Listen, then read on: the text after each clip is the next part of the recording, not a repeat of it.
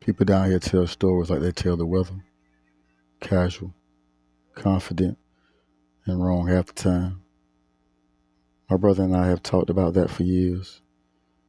How memory gets shaped by heat, by boredom, by the need to make sense of things that don't sit right otherwise.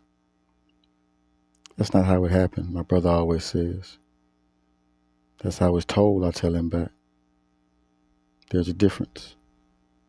Folks don't like to hear it.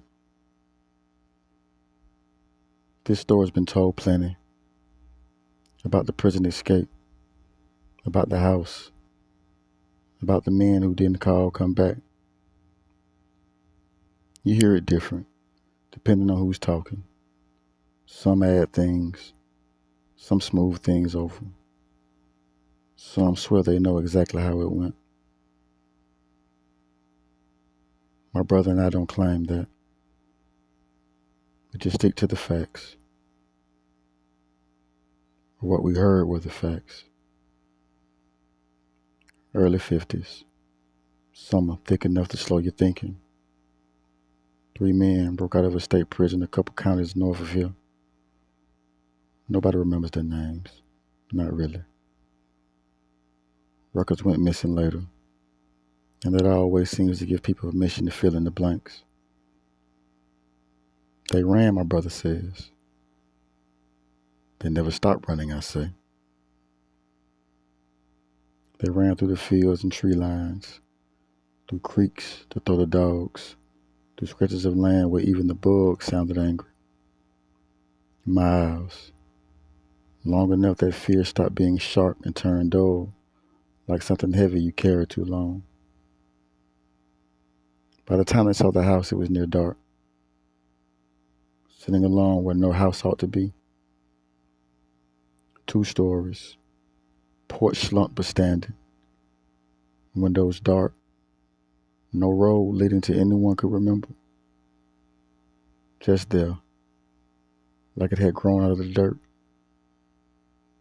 They thought it was abandoned, my brother says. Anyone would have, I answered. Door wasn't locked. Air inside was still. Not rotten, just held. Furniture left behind. Old wallpaper. A clock on the wall that didn't tick. They went in together at first. That matters. They stayed close, whispered, listened. Then they didn't. Not fully. Just enough space to breathe. One drifted towards the back. One checked the stairs. One stood near the wall, hand resting against it without thinking. That's when he heard it. Not a knock.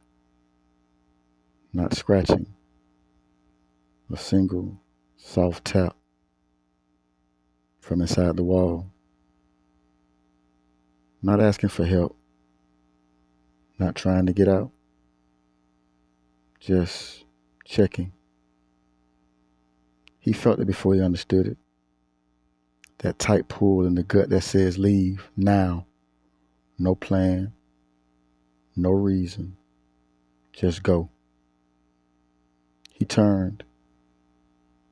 And one of the others stepped into the room. Alive. Solid. Real enough to make him feel foolish.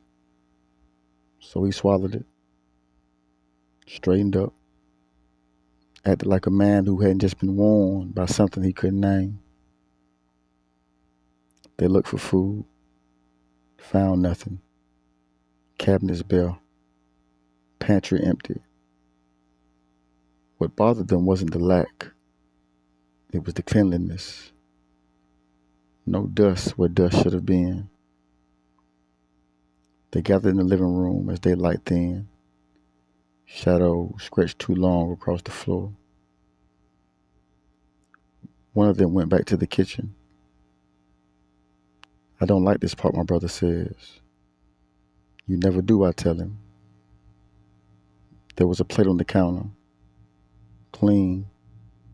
White. Centered like it belonged there.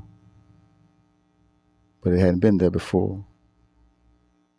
He didn't touch it, just stared long enough to feel watched. They searched again, together this time. That's when they found the door, hidden behind a pantry shelf that moved too easily. A room not meant to be found. Warm, not stuffy, not closed. Warm like someone had been there recently. Candy wrappers on the floor, shiny, new, wrong for the age of the house. All of them saw it. All of them understood. And none of them said exactly what it meant. That's what people forget, my brother says. Men will pretend for each other. Men will pretend for themselves first, I say. What happened next depends on who's telling it. Some say one man ran at dawn and never stopped. Some say two were caught weeks later, confused and hollow. And some say all three vanished and the house went quiet again. People argue over numbers. They always do. What they don't argue over is that only one man ever came back here.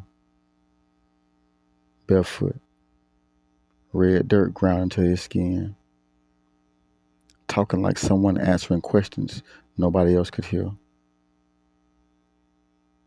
He told the sheriff his brother was still inside that house.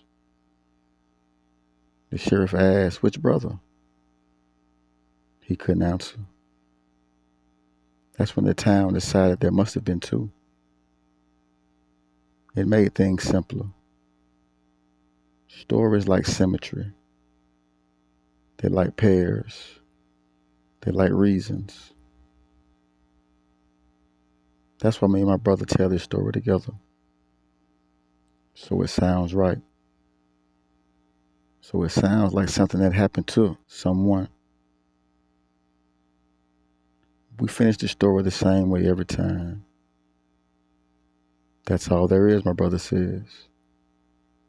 That's all anyone needs, I agree. Then the room goes quiet.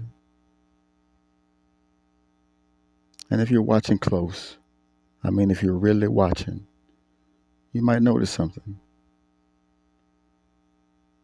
There's only one chair. Only one shadow on the wall. Only one voice answering both sides of the argument. My brother speaks. I answer. Same mouth. Same breath. No one else left to blame. And when the house comes up again in conversation, when people swear it took something from those woods, I don't correct them. Because it's easier to believe a place can do things to a man than to accept what a man can leave behind when running feels like survival.